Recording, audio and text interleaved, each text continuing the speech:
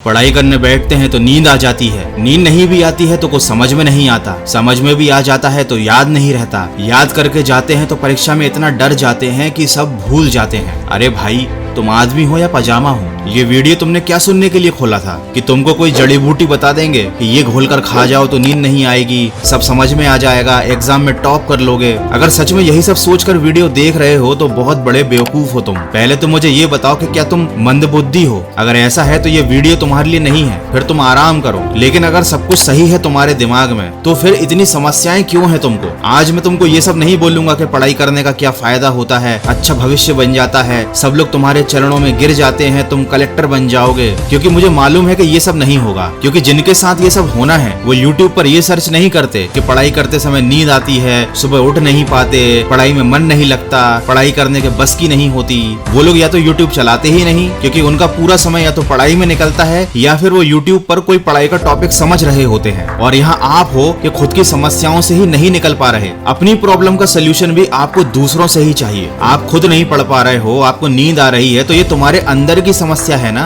जब समस्या तुम्हारे अंदर है तो उसे खत्म कौन करेगा? तुम करोगे या कोई और तुम्हारे शरीर के अंदर घुस तो नहीं जाएगा? तुम कोई मशीन तो नहीं हो कि लोग तुम्हारे अंदर घुस जाएंगे और तुम्हें सही कर देंगे, तुमको मोटिवेट कर देंगे। मोटिवेट उसे किया जाता है जो संघर्ष कर रहा हो, जो लगा हुआ हो जी जान से, फिर भी उसके साथ बुरा हो रहा हो, उसे मोटिवेट किया जाता है ताकि वो हार ना माने। तुम्हें क्या कोई मोटिवेट करेगा? तुमने तो शुरुआत ही नहीं की। हार मानना तो बहुत दूर की बात है। कड़वी लग रही होंगी, बुरी लग रही होंगी मेरी बातें, सच ऐसा ही है, इससे भी ज्यादा कड़वा और बुरा। जब ऐसे ही जिंदगी कटती रहेगी, सोते हुए, ऊँगते हुए, अलसाते हुए, और फिर जब सारे सपने टूटेंगे तब और भी ज्यादा बुरा लगेगा। फिर भी तुम चैन से ही सोना। इस नींद के चक्कर में ही तो तुमने अपनी ये हालत कर ली है। अपनी जिंदगी को इस मोड़ पर ले आए हो कि अब तुम्हें सोने के अलावा कुछ समझ में ही नहीं आता। देखो, अभी भी टाइम है, तुम्हारे पास आखिरी समय बचा है, आखिरी मौका बचा है। नींद आ रही है तो मुंह पे पानी मार लो, नींद आ रही है तो जाकर नहा लो। अगर ठंड ज्यादा लग रही है, ये सब नहीं कर सकते तो थोड़ी देर के लिए किताब को बंद करो और थोड़ी सी दौड़ लगा कर आओ,